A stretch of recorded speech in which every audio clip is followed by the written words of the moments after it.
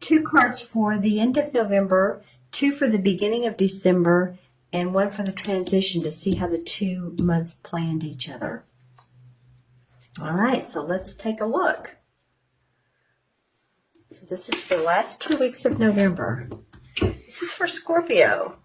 Okay, Scorpio, what's going on with you guys? Interesting. We have the 7 of Wands and we have the 5 of Swords.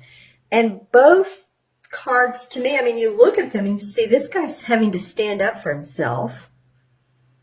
It's the last 2 weeks of November, having to stand up for himself. Others are opposing him possibly, or others are feel confining to you, or you feel possibly oppressed from what's going on around you, family matters, work. You're just wanting to stand up for yourself. It could be you're wanting to stand up for your talents and your abilities in the work that you do. You're saying, now wait a minute, or there's competition around you, and you're like, I'm the woman or the man for this position. It's me. Yeah, because someone gets left in the dust over here with the 5 of Swords. This sword card means that, you know, he's the winner of this particular battle. The swords represent our thinking.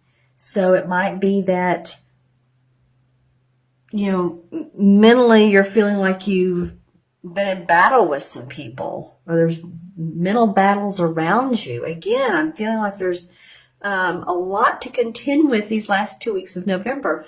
And if you're in the U.S., this Thanksgiving will be during this time period.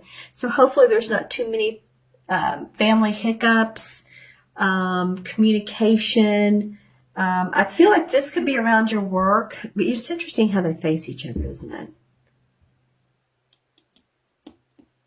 So a couple of things. It might be around your work and you're standing up for yourself and what you can do.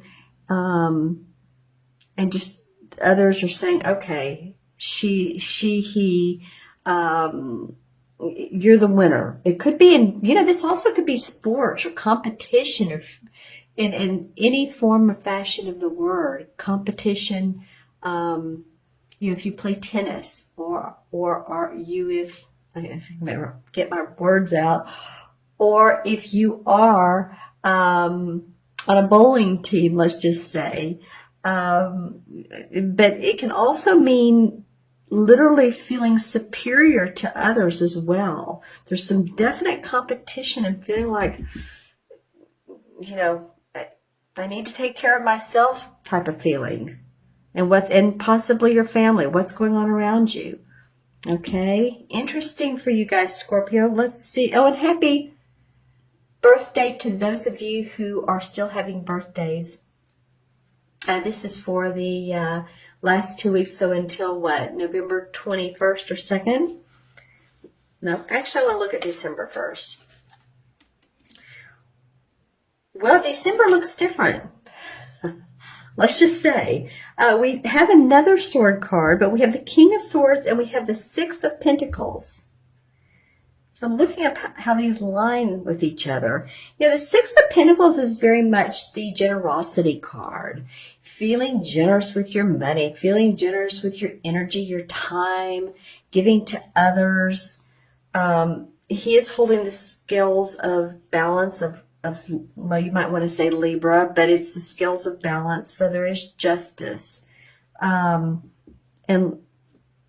letting his coins fall to people that need. It can be that sometimes, you're in a giving mode and you're seeing someone by the side of the road that's asking for a handout, and you just feel like, you know what, I feel grateful for what I do have, and I'm generous today, and here's a couple coins or whatever you give. If you're this person, I got a sense of someone feeling sorry for another. I don't know if someone has empathy for you and they want to support you, and I don't mean just with their money, but they just want to support you as a person because you are who you are, and sometimes I think you don't express what you need sometimes, Scorpio. I think sometimes you do. Yeah, because here's the King of Swords, which has to do with, analytical decisions made. But I want to go back to that. And I think sometimes you don't. But you are a water sign for sure. But you are, as a water sign, I think you tend to hold back your feelings a little bit more than some of the other water signs. Just saying. I don't know why that's coming to, maybe it's just a factoid about, Scorpio, but I'm just saying you guys are so intuitive. But I feel like, Cancer expresses their emotion and Pisces expresses themselves. All three of you signs are intuitive, but they tend to do that. So, maybe needing to express yourself. This King of Swords, this would be an air sign, Libra, Gemini, Aquarius, Sun, Moon, or Rising. It could be a man or woman. And when I look at this King, I also got the feeling of balance and justice, and then here it is here. So there's something that's going to play out. Maybe this has been these issues here are going to play out and turn out better than expected. It could be. And there's fairness in that. Let's see what else do these cards denote. This, of course, is Pentacles. That could be about your money. It could also be about your health, taking care of your health. Maybe someone gives you some friendly advice of a chiropractor to go to, or, it can be about that. And this guy is, he's been the type of person in life who's a professor. He's very analytical. He's very, thinks a lot. And he's about justice. Professor, he can be a doctor, someone who's logical oriented. So let me know who this person is. They may just be there as a partner, as a father, as a mentor, as a friend. Let's see what the transition card is for Scorpio. The Page of Swords. Not like you didn't have, plenty of swords here. So now we have three. We have the King, the Page, and the 5. Well, it's interesting, the transition cards, this Page of Swords, he just kind of cuts through the BS. He just really does. He's a young dude. And the pages bring news, or they're there to make things happen swiftly. This can represent a child, children, your own children, your grandchildren, friends' children. So maybe there's an air sign child in your life and you're, having issues with. But it can also represent with this little bit of, and I don't even want to say turbulence, but something going on up here that's requiring your action or your thoughts, your suggestions, your input. I feel like you just want to cut through the BS. This could represent an air sign, like I said. So in doing so, it's like, okay, let's get to the point. Let's be generous. Let's be calm and analytical about things. Come on, people. Let's just settle down and let's just take a deep breath. And then we can reason out what needs to be done, what needs to be worked out. I have the feeling to pull one more card. I looked over at my crystal. I thought, well, my crystal would normally come next, right? I will look into this one for a chakra color, and then into my larger one for additional messages. But I have the need to pull one more card. I want to do that. It wants to be this top one. The Queen of Wands. Okay, interesting. And the King of Swords. Well, we have, what's funny is we have the sword here guy that feels like he's, had to be in battle, but then we have the King of Swords and stuff like, calm down a little, calm down. And then we have this having to stand up for yourself, and then we have this Queen. The court cards resonate the essence of mastery, especially the King, but the Queen also has this essence. So it might be that, you'll feel your how to work things out creatively and analytically. Okay. Interesting. All right, so let's take a look at this crystal. First, I'm going to look for a chakra color that you all maybe can work on or that comes up for you. Okay, a couple. Okay, so red.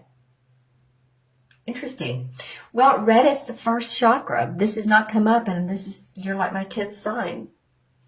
Staying grounded, Scorpio. Staying grounded. Let's see what, I don't have a red stone. This is carnelian. This is for second chakra. So first chakra can be red or it can be like a black. And I like black tourmaline, to hold. Or I've even heard of people putting small pieces like in their socks to ground them, to help them feel like they're they're really in sync with earth and they're not too far up in their, the crown chakra. Because honestly, staying grounded is the most important chakra. Once we do that, then we can work on the others. So that came up for what's important for you guys, to stay grounded during all this. Be around trees, nature, animals. All that is grounding. Okay, so messages from this particular crystal for Scorpio, mid-November through mid-December. Yeah, I'm seeing trees in this. So that would make sense. Let's see what else comes up. I'm trying to figure out what this particular... some of you may be traveling by Amtrak or... some form of transportation that's not your normal car, plane. It may be Amtrak, it may be, and that's in the U.S. Well, it's all over the world, isn't it? I was going to say you all call it something different in the UK, but whatever your fast train system is in your particular country, that's what I'm seeing. It can also be like a bus, which I know is completely different feeling, but it can carry commercial passengers or passengers for a commercial ride. So some of you all may be traveling, you may be doing some sightseeing. Let's see how that turns out. The number 10, that's interesting, that comes up. Well, number 10 in the major arcana cards is the Wheel of Fortune. So it might be that you're traveling for business and that the karmic wheels of fortune are coming up in your favor. I feel like some of you are going to be traveling India, possibly Middle East area. As I look at these crystals, that's what I'm seeing in them. So areas that are interesting to you, cultures that are different. Or maybe you just study those cultures. Maybe you're learning a new language. Some of you might be. And then lots of light blue. And light blue, of course, is the throat chakra. So, I said earlier that I think some of you all don't express yourself enough. And maybe you're saying, well, when I express myself, people take it hard, or I'm direct, because I know Scorpios can be known to do that, but sometimes we need that. But it feels like just take care of your throat chakra and communicate your words deliberately.